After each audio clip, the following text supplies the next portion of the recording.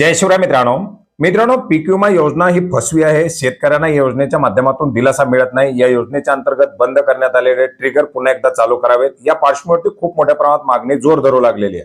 शेतकरी संघटना असतील, किसान सभा असतील यांच्या माध्यमातून ही मागणी केली जाते आणि बऱ्याच मोठ्या प्रमाणात शेतकरी आता विचारणा करतायत की या योजनेमध्ये बदल होऊ शकतो का।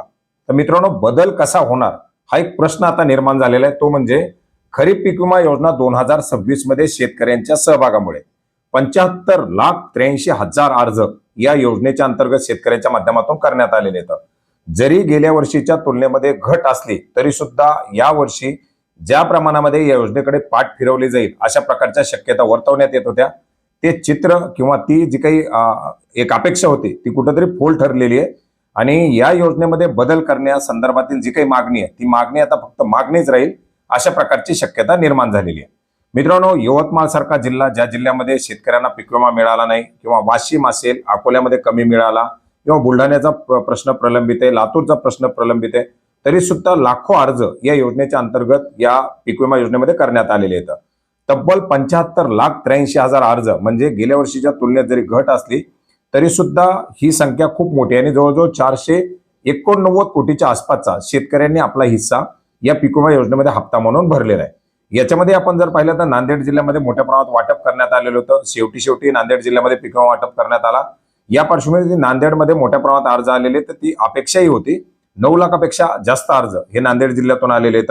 परंतु लातूर असेल, बुलढाणा असेल, परभणी, हिंगोली, धाराशिव, अहिल्यानगर या जिल्ह्यामधून सुद्धा मोठ्या प्रमाणात अर्ज आलेले आहेत। जवळ 3-3, 4-4, 4.5 ते 5 लाख अर्ज या जिल्ह्यामधून दाखल करण्यात आलेले आहेत।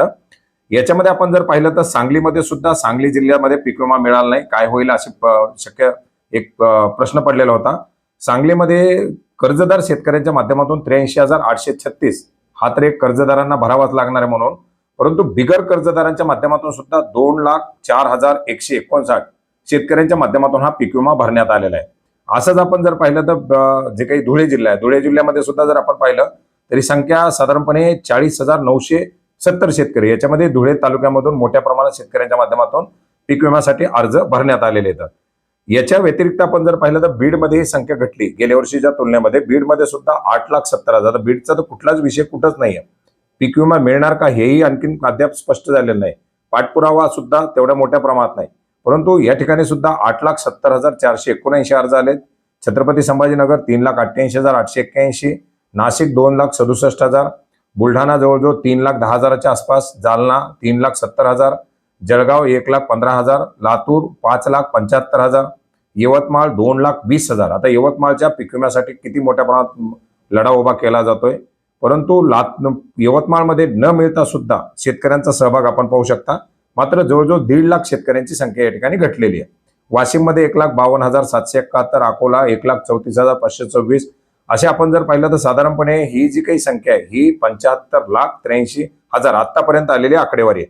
आता या आकडेवारीमध्ये वाढ होऊ शकते, कारण अंतिम डाटा जो काही येईल, काही अर्ज या ठिकाणी बँकेकडे असतील किंवा इतर वगैरे जे काही असेल ते, ही संख्या आणखीन याच्यामध्ये वाढू शकते। परंतु एकंदरीत आतापर्यंत जी काही आलेली संख्या आहे ही संख्या कुठंतरी पीक विमा योजनामध्ये बदल करावा ही जी काही मागणी होती या मागणीला कुठंतरी ब्रेक लावणारी आहे, ज्याच्यामुळे सरकार शेतकऱ्यांचा सहभाग असताना, कारण जर योजना चांगली नसती, योजना जर फसवी असती, योजनेमध्ये जर काही प्रॉफिट नसतं तर शेतकऱ्यांनी योजनेमध्ये सहभागच नोंदवला नसता।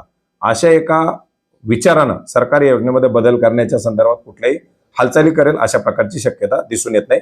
तर मित्रांनो, पीक विमा योजनेच्या संदर्भात विचारल्या गेलेल्या प्रश्नाच्या संदर्भात अनेक नवीन माहिती आपण या व्हिडिओच्या माध्यमातून घेण्याचा प्रयत्न केलेला आहे।